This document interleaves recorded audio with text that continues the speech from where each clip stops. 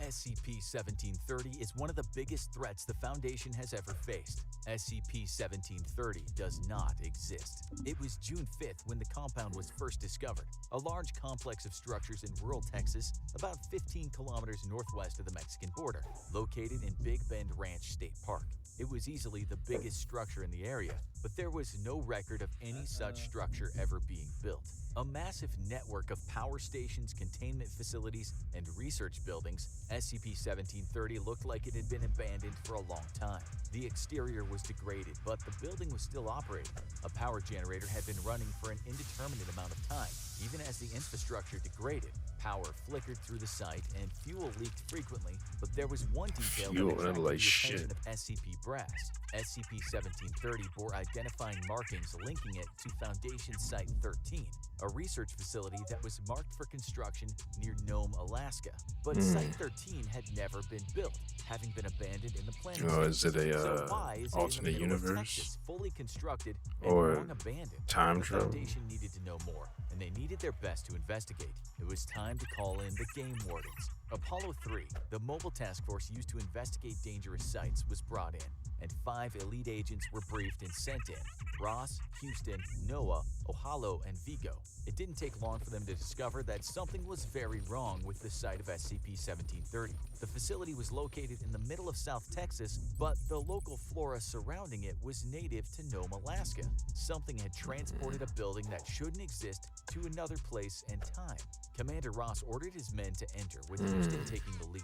They discovered that the entry led down a long staircase. They descended slowly, following a strange light that no one could identify, but had a sudden shock when they discovered that the basement of the staircase was missing. The light suddenly stopped, and it became so dark that it was impossible to see what lay beyond the staircase. Upon probing the inky black void at the base of the staircase, they determined it wasn't a fog or shadow. It was a liquid, and it was rising. Ross ordered the men to pull back, but Houston was in too deep. He couldn't break free from the inky black liquid. Always gotta lose got him free, but his legs were gone. Not ripped off because there was no blood anywhere, smoothly cut off, as if they were never there. And as they put Houston down, he stood up on phantom legs. He didn't feel any pain, but everyone could tell something was very wrong with this place. And the messages they started seeing on the wall made clear they weren't the only ones who knew it. What happened to Site 13? Death here, not my body. Bleed. There had been other people or things inside SCP-1730, and they wanted anyone who entered to know that this was a very dangerous place to be. As they advanced down the hall back toward the entrance, they saw what looked like a person in the distance, but as they approached, it became clear it wasn't another explorer. It was an old, horribly disfigured corpse, seemingly attached to the wall, not by chains, but fused to the wall in unnatural ways. Game glitch. At first, the team seemed unconcerned, recognizing the corpse as someone named Zachary. Fortunately, command back at the base realized this as the effects of some sort of cognitohazard, a mental infection in the base. They uploaded a filter to their helmets, and the team recoiled in horror at the sight in front of them. But the horrors were just beginning.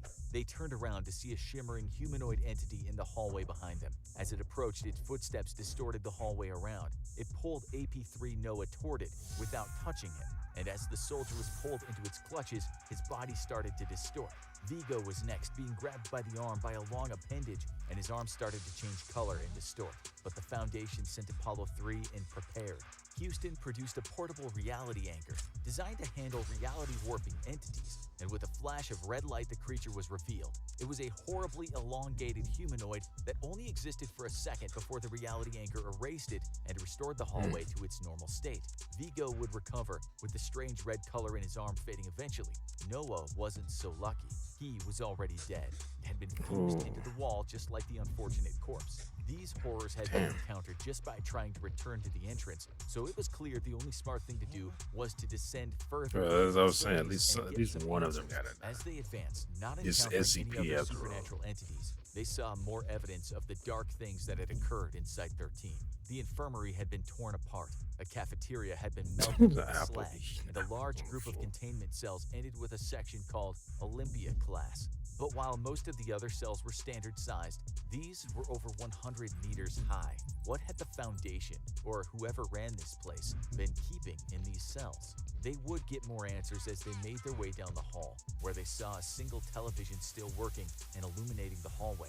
At first, the television flickered, but the image soon cleared, and the agents were able to see what it was broadcasting. It was the interior of a containment cell, and there was someone in it, and they recognized them as one of the most dangerous beings contained by the SCP Foundation, Bobble the Clown. A predatory supernatural clown that inhabits a children's TV show. Bobble the Clown was broadcast by an unknown source and could only be seen by children under 10. I wonder who he's inspired by. A kids show about a clown. Every episode eventually devolved into the murderous Bobble teaching kids how to do horrible things like arson and torture. The Foundation eventually captured and isolated Bobble's broadcast, but the clown remained hostile and vicious. But not here. As the team talked to the Bobble trapped in the mysterious Site-13, it became clear that this clown was broken by whatever it had experienced. It rambled, it hid from the camera, and it was clearly terrified as it told the team about the horrors of the site, and it seemed to recognize the agents as something familiar, but not completely familiar. It claimed to be able to smell them, and it said they smelled different. As Bobble rambled on, the agents learned about a man named Emerson, who ran the site. Like the Foundation, he was obsessed with containing the strange and dangerous entities in the world. But unlike the Foundation, he didn't just want to protect the world from them. He hated them.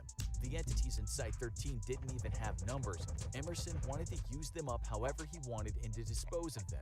And something Bobble called the meat grinder. Entities that outlived their usefulness were taken down below and none were ever heard from again. It was directly counter to every SCP Foundation policy, but this site had clearly been performing these horrible experiments for years. How? And why hadn't anyone heard of it? The team continued to make their way into the facility, but their signals were lost as they entered the cryogenics unit. By the time contact had been restored, they were no longer alone. There were survivors, both agents of the Foundation and survivors of the facility, and they were angry. With no way out and massively outnumbered, they called for backup. Mobile Task Force T5, also known as Samsara, was reserved for the heavy-duty missions. They're an elite group of practically immortal cyborgs fashioned from the flesh of a god and equipped with further cybernetic enhancements to eliminate Keter-level threats and protect themselves from cognito hazards. They were sent in through a drainage gate to look for survivors and neutralize whatever lay within. They didn't know what to expect, but they knew one thing. No one who had been sent in had come out. It wasn't long before they realized how dangerous this mission would be. As they came across some large gated drainage pipes, they could see at least 20 charred bodies of humanoids pushed up against the gate, some reaching their hands through. Whatever had happened in Site-13, these unfortunate beings had been desperate to escape. As they made their way down the drainage pipe, they could feel it getting hotter, as if they were nearing an energy source. There was one other odd thing about the pipe. It was draining inward, not out. They made their way into a control room where many of the consoles had been destroyed. Looking through a window, their view was obscured by a mysterious black mass. On the control panels, they could read terms like incinerator and body pit access. They split up trying to find answers, but found many of their accesses blocked by the black mass. As the T5 task force argued over their next move, they were startled by a sudden jolt. The giant mass had started moving. The team watched as the mass spun, revealing a giant turbine, which turned the inky substance into a fine slurry that was then scorched by giant streaks of fire. One of the T5 shot open the glass chamber, allowing the team to get closer and blasting them with a wave of heat. As they descended into the chamber, they could see a massive plant-like structure overhead, which started to shake. Suddenly, thousands of glowing pods were released from the massive plant, and each one lit up and let the team view the chamber more clearly. But it was what was inside the pods that was more disturbing.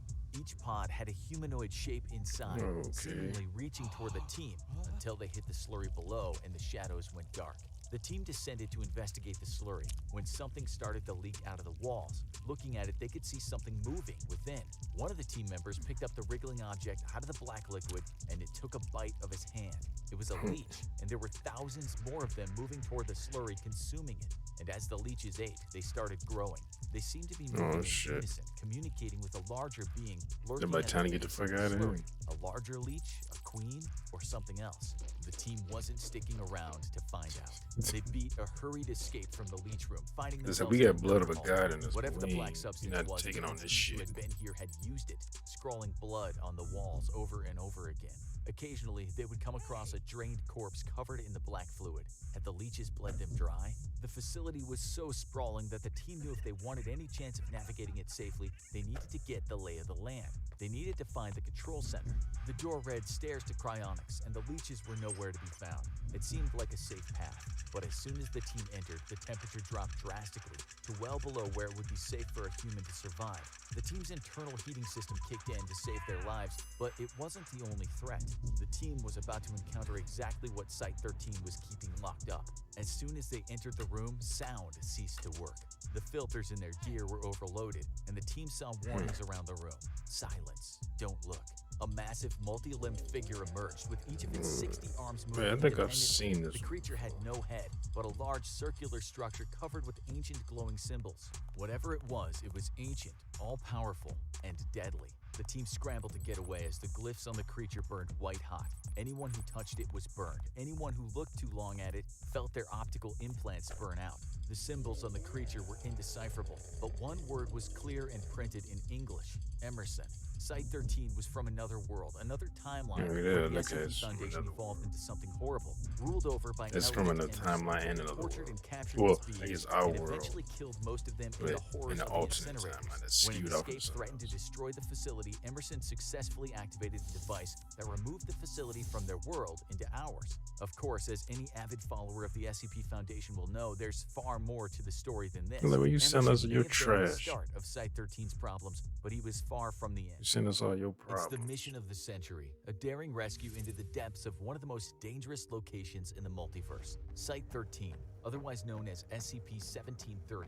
When the impossible Site-13 was first discovered, multiple mobile task forces were sent to plumb its depths, and none returned. They were greeted to a labyrinthine nightmare, littered with deadly cognitohazards, escaped SCPs, and mysterious, murderous leeches. Some were trapped along with the civilians they were sent to rescue. Others were killed or changed in unimaginable ways. Mobile Task Force Apollo 3, also known as the Game Wardens, had been sent in on a rescue mission when they encountered a horrifying sight: the captured broadcast of Bobble the Clown, a dangerous SCP known for corrupting and destroying children through its deadly messages. But this Bobble was different. Much like everything from Site-13, this Bobble came from an entirely different dimension, and he had terrifying information to relay.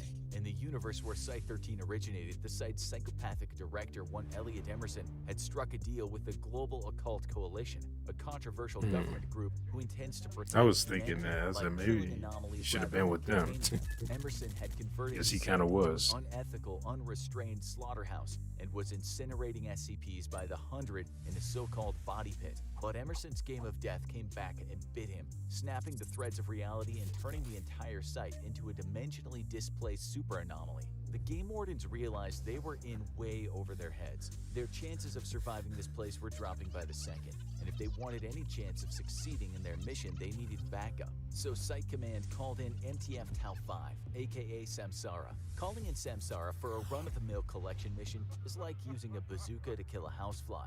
But for a case as severe as 1730, their skills were not only nice to have, but vital. Samsara are among the best of the best, immortal cybernetic clones forged from the flesh of a god, equipped with weaponry and technology that could surpass even that of other elite Mobile Task Force units. The 4 members of Samsara are so adept at what they do, they earned the nickname Power Rangers among their peers. The remaining Game Wardens knew that with Samsara on the case, they may actually survive this thing after all, and they just needed to hold out. Samsara arrived on site not long after, packing some serious technological heat, including arm-mounted incendiary cannons, shock-absorbing leg extensions, heat-resistant plating, and built-in scramble adaptations within their eyes to ward off the deadly cognitohazards. Everyone involved was in for Shit, the it's fight of their cyborgs. lives. The 4 Samsara agents, Irantu, Nanku, Munru, and Onru, entered via a drainage gate in one of the office buildings above ground and began their descent inside. After observing numerous charred bodies, they deduced that there must have been a massive incinerator somewhere on site. Emerson's incinerator. Theorizing that this was connected to the body pit they kept hearing about, they descended further, feeling the temperature rise as they did so. Due to the anomalous nature of 1730, nothing inside made any kind of logical sense. Caused by a reality-warping machine known as Thresher, the internal geography of Site-13 was subject to constant shifts. The team then split up to cover more ground. Munro and Nanku continued to follow the pipes and the heat toward the furnace, while Irantu and Onru broke away to explore what lay beyond a weak wall. After busting through the wall, Irantu and Onru explored several empty office blocks before finding their way into a control room with a glass observation deck. While the window was obscured by garbage and human corpses, signage indicated that the incinerator and the body pit were directly below them. The team once again reconvened and managed to activate the incinerator, which shredded the mass stuck inside with several large turbines before burning the resulting slurry, the same process that had happened to so many anomalies under Emerson's watch. With the path cleared, Samsara decided to descend into the incinerator, using the drainage pipe as a kind of makeshift tunnel. Eventually, they happened What the upon fuck happened to leeches, Emerson? large, black, and hungry. These creatures seemed to infest 1730 by the thousand. Anywhere that blood or drainage runoff could be found, the leeches could be found too. They didn't appear to have any connection to an anomaly previously secured and contained by the Foundation. They squeezed and wriggled through the cracks in the walls, searching for fresh blood. Onru detected that the leeches all moved with a kind of collective purpose, suggesting a telepathic hive mind. Onru was able to tap into this hive mind using her cybernetic enhancements and map the chaotic geography of 1730 through the leech colony's collective knowledge. With this new advantage, they could add a second goal to this rescue mission: find the Thresher device causing all the instability and potentially reduce power to it if possible. But they were on the clock to save the other survivors, as those leeches were sure to get hungry for warm blood soon.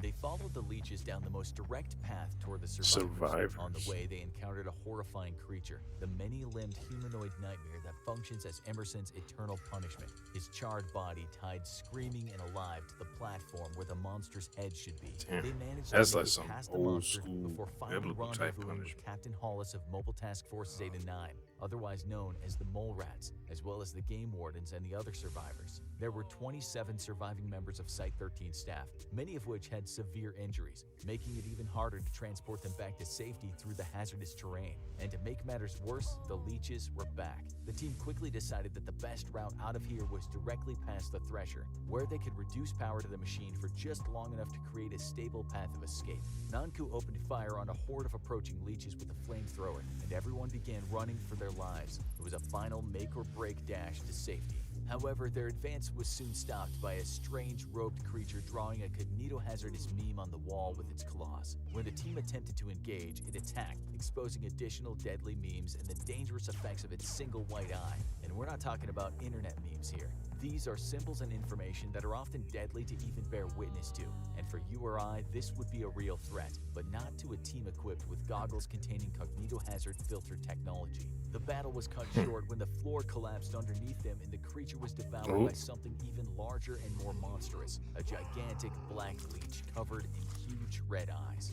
Its entrance caused thousands of leeches to spill out into the hall as the monster screeched and slithered its tentacles after them. Allow us to introduce you to Elijah, also known as the Leech Boy. Elijah. A pivotal component of the very existence of SCP-1730. He was a boy with the mind of a toddler, but he had the strange ability to absorb blood through people's skin, hence his nickname Leech Boy. One of the doctors in Site-13, Dr. Hadley, took pity on Elijah. After all, he didn't choose to be the way he was. Director Emerson didn't He's basically Morbius, a living vampire. All anomalies included humanoids like Elijah. Well, at least from the When Hadley 90s protested, cartoon. Emerson had her beaten within an inch of her life, while other dissenters were shot. Dr. Hadley, disgusted by the inhumanity of her superiors, devised the perfect revenge. She sabotaged the incinerator and the body pit, allowing a mass containment breach that flooded the site with deadly anomalies. Young Elijah ended up consuming the slurry of the other shredded anomalies, causing him to mutate into a powerful monster, a behemoth of a leech who gave birth to and controlled all the others. It was Hadley's revenge that caused Emerson to panic and activate Thresher, leading to a rift in reality and the creation of 1730, and by extension, all the problems faced by our heroes today. Samsara and the others fled Leech Boy and began taking a different escape route. However, while en route, they encountered the dreaded crystal butterflies, a dangerous SCP capable of destroying organic matter with a mere touch. Irantu stepped up to bat, roasting the creatures with his arm-mounted incinerator and taking extreme damage to his body in the process, but they didn't have time to rest. With the butterflies disposed of, they kept moving, heading toward the Thresher. But not all the SCPs were necessarily working against them. Bobble the Clown came in handy at the next checkpoint, manifesting in the monitor of an electronic door and opening the way through. As they continued on their journey, they had to fight off frequent attacks from leeches, losing some of the task force members in the process. They were also forced to face off against a number of other anomalies in order to survive, such as SCP-2316, manifesting as floating bodies beneath them, and SCP-1370, which used a huge mechanized body to attack the team of survivors. That was all just a warm-up for the true final battle, though. Yeah, wasn't that beneath them, and out of an impossibly huge wasn't that SCP the first one with the bodies in the water? Ain't that the one that I do not recognize the bodies in the water? From its thousand-toothed maw. It was at least 200 meters tall and barely reacted to any amount of firepower. It seemed like they were all doomed until Captain Hollis had a truly crazy idea. With the help of Samsara, she led the bloodthirsty abomination down through the cryonic center and into an Olympia-class testing chamber. There, as the Leech Boy was bearing down on them, Hollis opened the gates to 2 adjacent containment cells, and something beyond incredible happened. 2 of the most powerful SCPs ever known,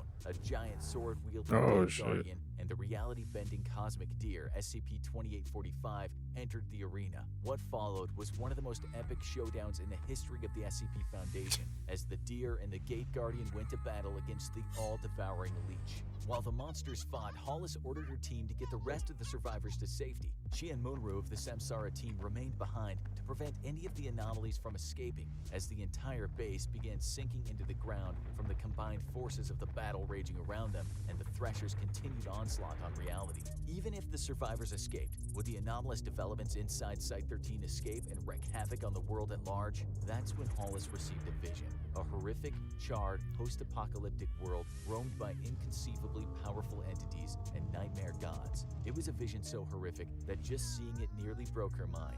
She knew what she had to do. The only way she could truly defeat this terrible place and ensure safety for mankind. While Leech Boy, the Gate Guardian, and the Deer continued their battle for the ages, and they Hollis just ran curve the stomping and forced the machine into overdrive. Up above, the remaining members of Samsara, the Mole Rats, and the Game Wardens escorted the survivors to safety. Downstairs, Thresher emitted a blinding white light as the system began overload. In her final moments, all Hollis could do was laugh. Perhaps it was a laugh of pure insanity, of a mind broken by the horror she witnessed. Or perhaps it was a laugh of victory, knowing that in spite of the immense powers all around her, she had won the day. She had saved not only the survivors and her teammates, but possibly all of humanity. And all it cost her was everything. Outside, the survivors had reached a safe distance away when the entirety of Site-13 imploded in a final brilliant flash. When the dust cleared, SCP-1730 was gone. All that was left was an immense crater where the impossible base should have once been. Captain Hollis had done it. Through overloading the Thresher machine, she'd taken this anomaly out of the world the exact same way it had entered. It was torn from its moorings on our Earth and kicked into the infinity of space-time, perhaps never to be seen again, along with everything it contained. SCP-1730 was reclassified to neutralized. Of course, the Foundation would have plenty of other anomalies to pursue soon after, but the nightmare of Emerson's Site-13 was over once and for all. A light shines above a metal table with a chair positioned on either side. This is the isolated, hermetically sealed interview chamber of Provisional Site-23. Outside the room waits 2 shell-shocked human mobile task force members, another with invisible ghost legs, 3 powerful cyborgs, and a scientist from another dimension. They're all here to talk about one thing, the nightmare that unfolded at Site-13, also known as SCP-1730. Everyone thinks they know the story. A mysterious site suddenly appears in Texas, seeming to exactly match the blueprint for an abandoned site that's supposed to be in Nome, Alaska. What started as a simple anomalous location turned out to be an epic horror from another dimension. The task forces sent in by the Foundation were either massacred or trapped inside, and those who survived reported seeing unspeakable carnage inside the base, including a death machine designed to destroy anomalies. And that's not all. As a result of the mysterious Thresher machine, the entire location had been transformed into a shifting spatial anomaly filled with creatures straight out of a nightmare, from giant telepathic leech monsters to huge multi-limbed demigods that would eternally punish the site's murderous director, Elliot Emerson. It was only through the combined might of 3 different mobile task He must be forces, real including dizzy. the legendary Just constantly Samsara just be and dizzy the for all sacrifice of eternity. brave Captain Hollis, that the cursed location was finally flung into a different dimension, neutralizing the threat it posed to our reality. But for the SCP Foundation, the story doesn't end with neutralization. There's still plenty more questions that need answering, and that's why today we're going to tell you what they found out after the neutralization of SCP-1730. Not only will we discover what's become of the many people involved, we'll learn about what happened in the last moments before the neutralization took place. And perhaps most importantly of all, for the sake of our universe, we'll find out how Site-13 came into existence and how Site Director Emerson went down such a dark path. It's time to get some answers. Welcome to the final part of the SCP-1730 saga, as we close the book on one of the most deadly locations in the Foundation multiverse. First to sit down in the interview chair was Captain Ephraim Ross, leader of the Mobile Task Force Apollo 3, also known as the Game Wardens. He was a shaken man, looking far older than his 35 years, his eyes heavy with the weight of the horrors he'd seen. Same age as His me. team were among the first to venture into the bowels of Site-13 and witness the atrocities that had gone down there, like the body pit full of fleshy slurry, or the countless containment chambers that marked their occupants for vivisection and termination. Captain Ross was haunted by the things that happened to his team under his watch, as the anomalous transformation of Houston. I ain't gonna lie, I would think it'd be pretty cool to have Phantom of Noah at the hands of a stretch Does he have of reality Phantom from the dick anomaly. too? He compared the state of chaos going on Or down is there it to just the something like legs? Jurassic Park, where That all would hell suck. had broken loose and the monsters ruled. He also remarked on the Olympia containment cells, each the size of a football stadium, capable of containing things far beyond the scope of this universe's SCP Foundation. His interviewer was the hard-nosed Dr. Peter Vincent, who thanked Captain Ross for his contributions and called in the next interview subject, Agent Liam Mahalo, a Game Warden's Task Force member working under Captain Ross. He had a 1,000-yard stare, and even the untrained observer could see that Agent Ahalo had left some parts of himself back in Site-13. When Dr. Vincent attempted to interview him, he mostly remained silent, only volunteering one grim statement. "We should have died in there. This isn't real. This isn't real. We were supposed to die in there."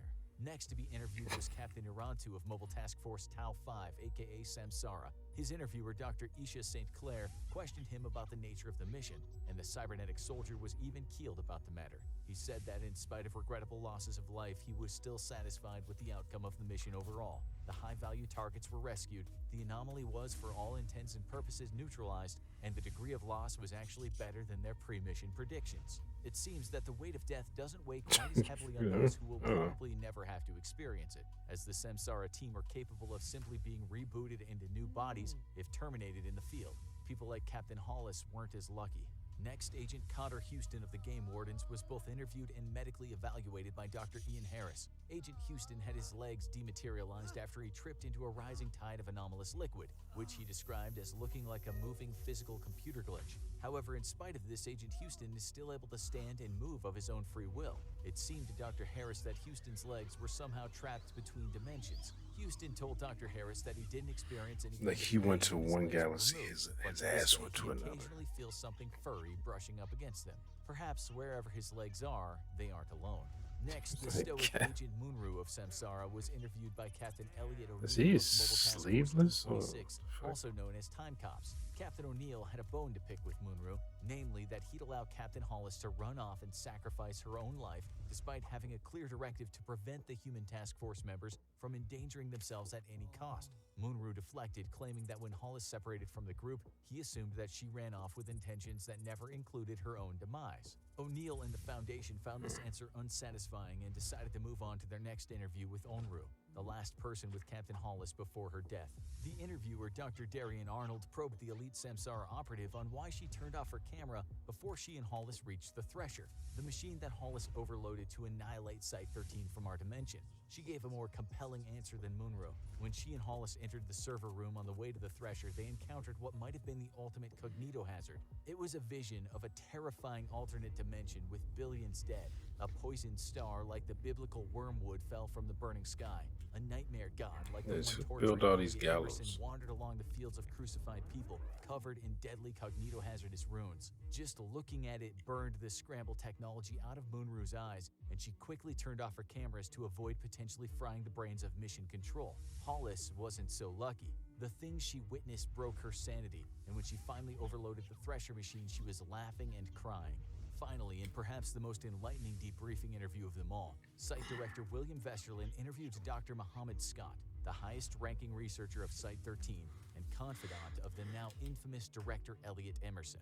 The question was simple: just what had happened for Site-13 to become so messed up? And Dr. Scott answered in detail with a tale of corruption, alternate realities, and the perils of unchecked power. In his home dimension, Site-13 was originally created in Nome, Alaska to house the corpse of a giant sea creature that beached itself on the border of India and Bangladesh in 1964. It became the largest and most secretive Foundation containment facility in the latter half of the 20th century. However, disaster struck in 1994 when a Marxist extremist used an anomaly to level the Willis Tower in Chicago. As a result, the Foundation lost a lot of its funding and international support. No, they don't call it no financial straits. Enter the true villain of the site. There's people here that will literally not respond to you if you say Willis. They're like, I don't know what you're talking associate about. of President Trump in our universe, who got into legal trouble for shady international dealings. However, in Dr. Scott's universe, he was a powerful staffer for President Bob Dole, who in that reality had beaten Bill Clinton in the 1996 presidential election.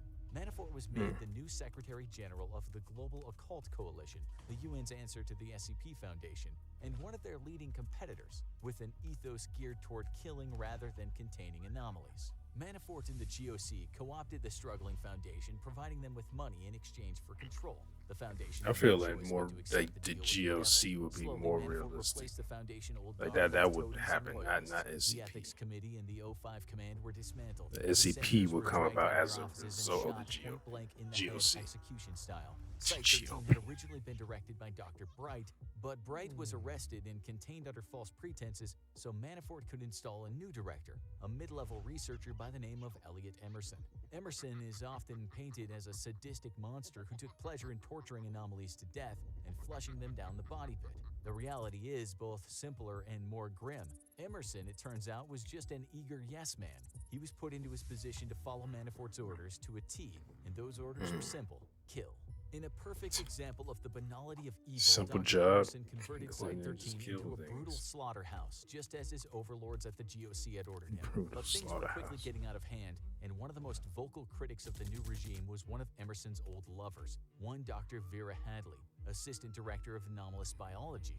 Dr. Hadley was disgusted by the inhuman acts Emerson was carrying out and couldn't stay silent. And for this, she faced horrific consequences. Corrupt guards stripped her and beat her to within an inch of her life in front of her co-workers. In that moment, she swore her revenge. She sabotaged the containment procedures and had the engineers rig the already unstable Thresher device to overload.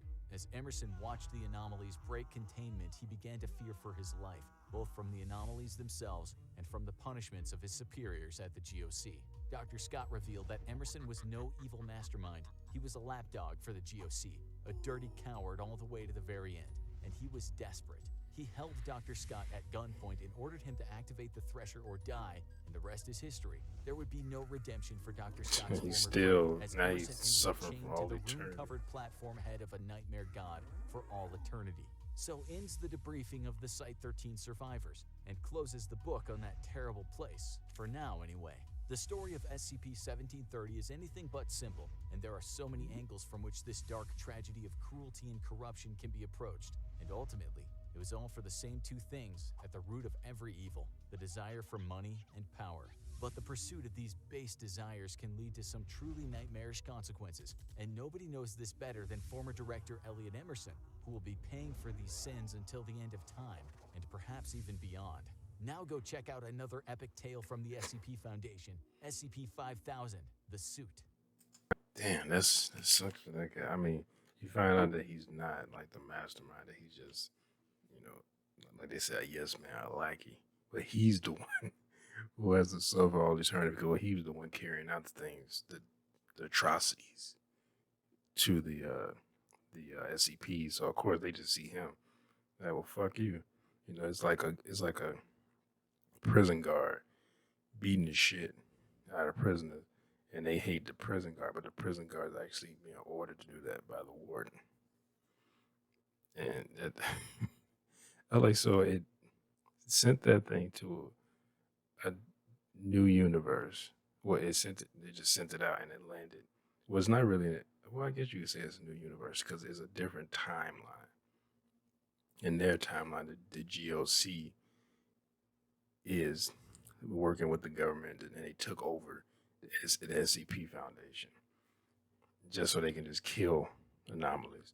But in the regular, the regular 616, the regular universe, the SCP is in charge, and the GOC is kind of like the secondary, uh, I guess, foundation, or because the I almost said the GOP again.